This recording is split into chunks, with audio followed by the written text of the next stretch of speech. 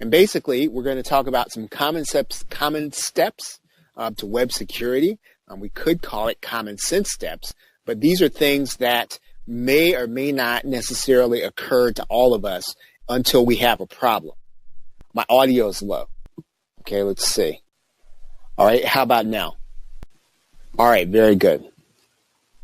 Yeah, these are all going to be things that I think probably will not occur to you until you have a problem. And so we want to talk about some things you can do ahead of time before there's a problem.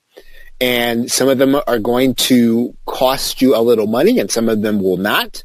But if you think about the time and the money you're going to spend on the back end when you're trying to recover not only your data, when you're trying to recover some of the time you lost, the little money that you're probably going to have to pay in order to do any of what I'm going to be talking about tonight is going to really help you, and you'll be glad that you paid it. Now, there are no affiliate links or anything like that, so I'm not here to sell you anything. What I am here to do is to give you some things to think about and give you some things to work on in order to secure your online business.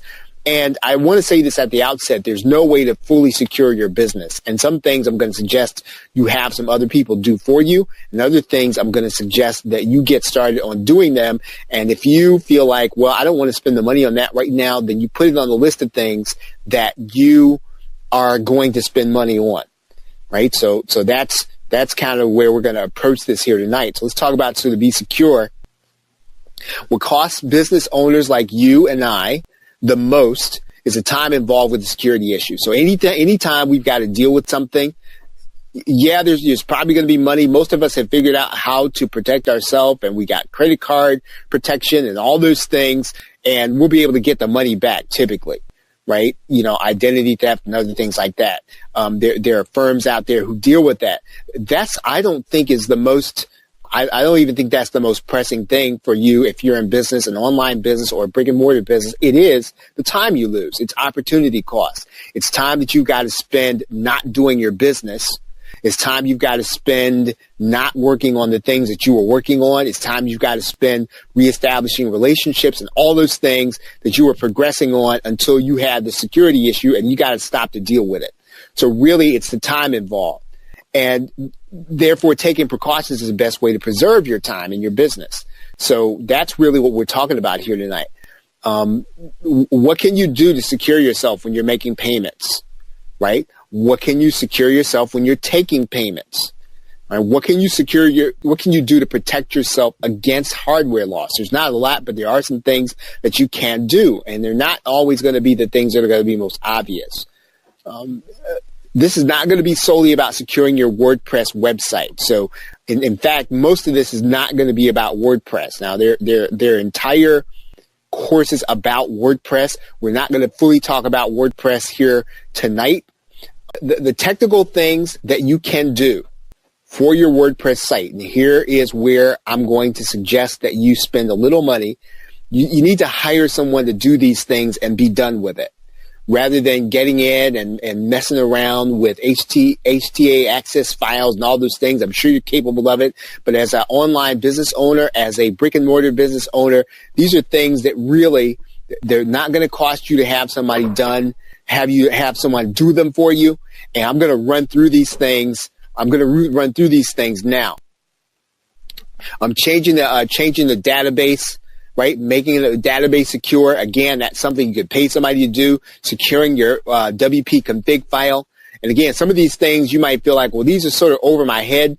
Maybe you should explain these things. Actually, I'm really encouraging you to have somebody do these things. And these are all things that will make your WordPress site more secure. Securing your plugin directory, right? That's something that you can do, again, to make sure that somebody isn't getting into your plugins and you're not getting some script in there that's going to cause you problems. Securing your admin file, not showing the version of your WordPress, right? Logging in using HTTPS. Most of you all know how to do that. If you're going to have membership sites, right? Limiting the login attempts. So in other words, when you go out and you buy a membership plugin, or you go out and you buy something that's going to be on WordPress, You want to limit the number of people and the number of times people can log into your site. And it might seem to be a hassle to the customer, but typically when somebody's got to log in 10 or 15 times, sometimes it's legitimate, but oftentimes it's because either they're working with somebody else or because they're sharing your account. And again, what you're trying to do is securing your site. And really, we're not talking about necessarily securing your income here. We're just talking about the kind of things that can cause you problems in terms of losing money and data loss. Hiding your login errors. Securing your computer. We're going to actually talk about that, and preventing script injection, right? And securing your HTA access file, right? All those are things that, again, these are things that when it comes to your WordPress website, if you don't know how to really do these things, I would not even go into trying to learn how to do them. Typically, you can probably find somebody on Upwork. You can find someone on any of the freelancing sites. They can put together a security bundle for you, and then you can go through all of these things, either use these things as a checklist or add on some things that you want to have done. And yeah, Brian's talking about like the crypto miners. Yeah, exactly. Passwords, right? So let's talk about passwords for a second. Without fail, I'm going to tell you to use a password manager, right? The reason you want to use a password manager is because all the passwords you're going to have to set up, whether it's for yourself or somebody else, then if you set up simple passwords, they're going to be easy to guess. So now is the era where most of you on this call, most of you who are listening to me, you probably have right now in operation, I'm going to guess no less than 20 passwords than you've got to use. Or in other words, you have probably about 20 logins you've got to do. Right? If that's you, put a 1 in the question box. If you can probably think of about 20 or getting up to 20, then you're going to want to start thinking about using a password manager. Right? And so, and Brian's asking, will your web host do this for you? Brian, do you mean a password manager, or do you mean some of the stuff for WordPress? Do you mean some of the stuff? Are you asking about the stuff for WordPress or for passwords? If you're talking about the stuff for your web host, well, your web host, yeah, for WordPress. Sometimes your web host will do all of that for you. That's exactly right. If you have a virtual private server, I'm going to talk about that a little bit, then more than likely they'll add that on as a service, whether it's on a regular basis, on a monthly basis, or they'll do it for you for a one-time fee. So yeah, that's a great point. Typically, that's a service that your web host will offer, and whatever it costs, it's probably going to be worth it. Right? Yeah, and Dana's saying she's used RoboForm for years. That's actually one of the ones that I would suggest that you really take a strong look at. If you don't have a password manager, you can get RoboForm. They will create secure passwords for you. They will give you a master password. Then all you've got to do is remember one password, and then you'll have access to all your other passwords. If you get in a jam and you can't use your personal computer, you can actually get to one. You can actually get to your RoboForm through your mobile device.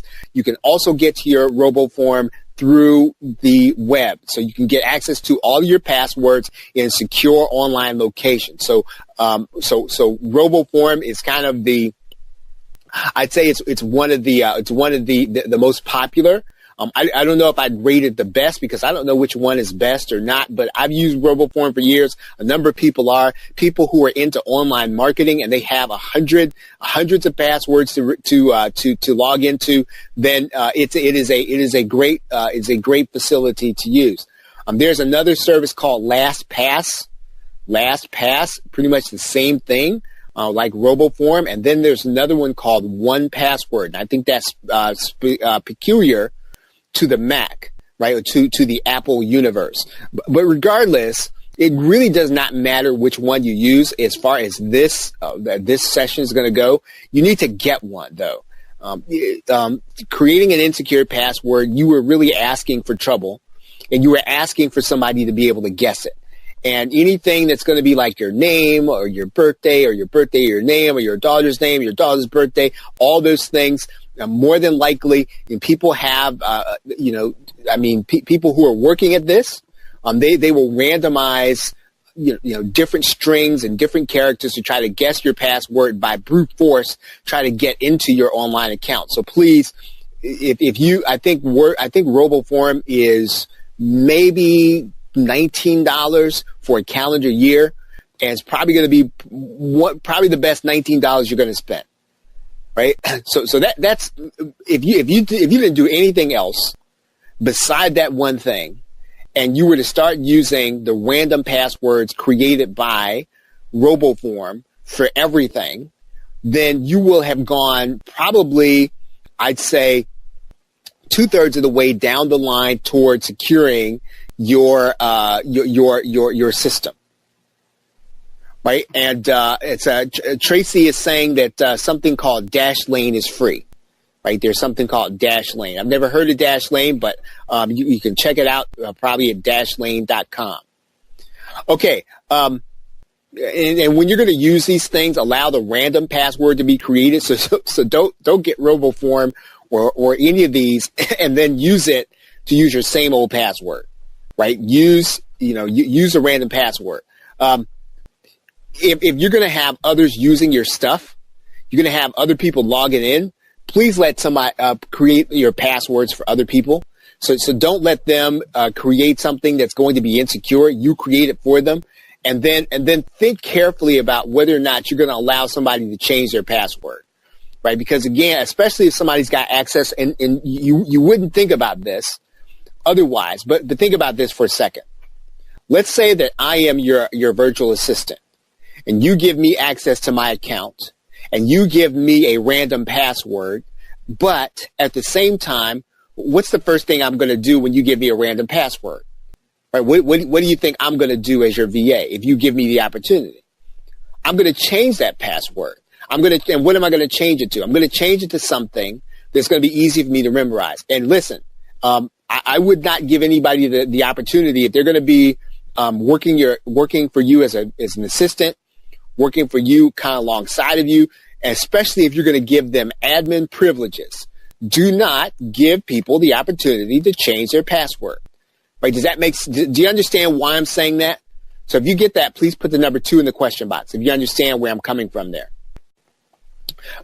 Typically, one of the things that people do when they have virtual assistants working for them, is they'll just give them access to their admin account. Do not do that. Right? And again, I understand that's common sense, but you'd be surprised, when you get busy and you get the jam, and then you've got to go and you got to create a password, a login, all that stuff. And you think, okay, I'll just give you access to my account. You just use mine. Please do not do that. And I can tell you horror stories from my own personal perspective, things of times when I've done that, and I can't think of a time when it didn't come back to bite me. So again, please do not give use of your main account to anything. Right? Always create another account for somebody. And if you're going to buy something, right, pay for the additional user. Whatever you're paying for the additional user is going to be worth the money. It's typically going to be temporary. If you're going to buy some kind of software, if you're going to buy access to a service, you need to ask them. You need to find out if you're going to be able to give access to an additional user. Because if you're not, then that means then that you're locked into that software and you're never going to be able to have somebody help you use it. And typically when someone sells you something, what they're trying to do is they're trying to limit access to it. They don't want a lot of people logging in. But for your standpoint, what you need is flexibility to be able to offer somebody else a login. Right? So again, please keep that in mind. Again, these are really common sense steps, but they're common sense steps that you wouldn't think to take them until you have a problem.